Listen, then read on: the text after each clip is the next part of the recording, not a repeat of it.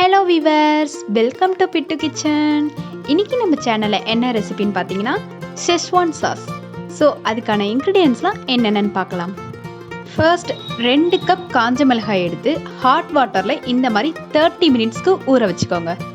1/4 cup பூண்டு, 1 teaspoon இஞ்சி, vinegar 2 table spoon, soya sauce, tomato sauce 2 table spoon, sugar 1 table spoon, உப்பு தேவையான அளவு. அவ்வளோதான், இன்க்ரீடியன்ட்ஸ்லாம் ஓவர். நம்ம ஷெஸ்வான் சாஸ் எப்படி செய்கிறதுன்னு பார்க்கறதுக்கு முன்னாடி நம்ம சேனலை சப்ஸ்கிரைப் பண்ணுங்கள், பக்கத்தில் இருக்கிற பெல் பட்டனையும் ப்ரெஸ் பண்ணுங்கள். வாங்க வீடியோக்குள்ளே போகலாம்.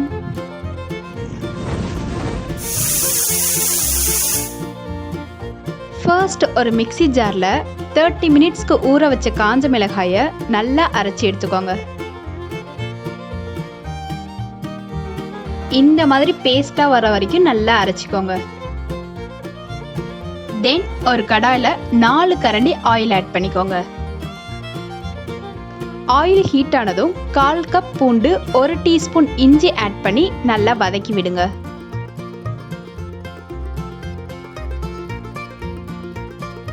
இந்த மாதிரி கலர் சேஞ்ச் ஆனதும் நம்ம அரைச்சி வச்ச பேஸ்ட் இதில் ஆட் பண்ணி ஒரு 2 நிமிஷத்துக்கு வதக்கி விடுங்க.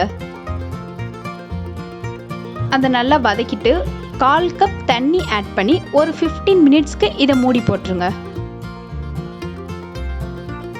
இந்த 15 மினிட்ஸில் கொதிக்கிறது தான் ஷெஸ்வான் சாஸ். இதுக்கப்புறம் நம்ம ஆட் பண்ணுறது எல்லாமே லைட்டாக ஒரு மிக்ஸ் பண்ணுறதுலே முடிஞ்சிட்டு.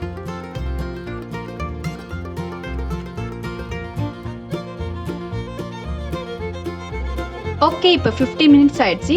இப்போ 2 table spoon vinegar, 2 table spoon soya sauce, 2 table spoon tomato sauce, 1 table spoon sugar, உப்பு தேவையான அளவுக்கு ஆட் பண்ணி இதை மிக்ஸ் பண்ணி விட்டுக்கோங்க.